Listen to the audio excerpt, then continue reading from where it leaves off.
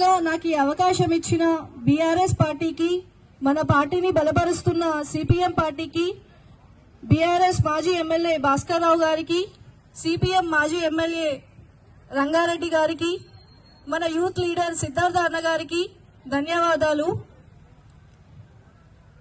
నా వయసు 27 ఏళ్ళు. నేనేం చిన్నదాన్ని కాదు. నేను చదువుకున్నాను, తెలివి ఉంది, చేసే ధైర్యం కూడా ఉంది.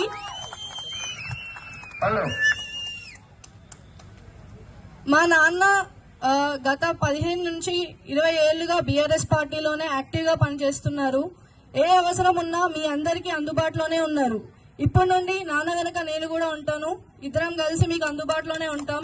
ఎక్కడికి వెళ్ళను. నేను పుట్టింది పెరిగింది ఇక్కడే ఉంటాను. విష్ణు అన్న లేకపోవడం మనకి తీరని లోటు. ఇప్పుడు ఎలక్షన్ హడావిడిలో విష్ణు అన్న లేని లోటు చాలా స్పష్టంగా కనిపిస్తుంది. విష్ణు అన్న ఆశయాలు ఖచ్చితంగా మనము నెరవేర్చాలి. మన బాధ్యత అది. విష్ణు అన్న ఎన్నో అభివృద్ధి పనులు చేశారు. కానీ కొంతమంది వాళ్ళు చేయని పనులను కూడా వాళ్ళు చేసినట్టు చెప్పుకొని అసత్య ప్రచారం చేస్తున్నారు. కానీ నిజాలు ఏంటో మన బాపూజీ నగర్ ప్రజలందరికీ తెలుసు.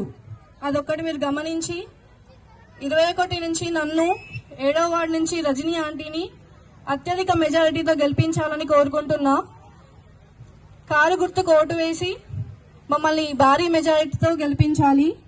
మరొకసారి నన్ను రజనీ ఆంటీని ఆశీర్వదించడానికి మన వార్డుకి వచ్చిన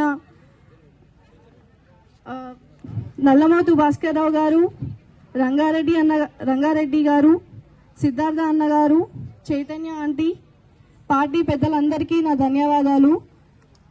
ఇంకోటి ఏంటంటే 21వ వార్డులోనే సార్ ఓట్లు, సిద్ధార్థ అన్నగారి ఓట్లు, వాళ్ళ ఫ్యామిలీ ఓట్లు అన్నీ నాకే ఉన్నాయి. సార్ మీరు తప్పకుండా నాకు ఓటేయాలి.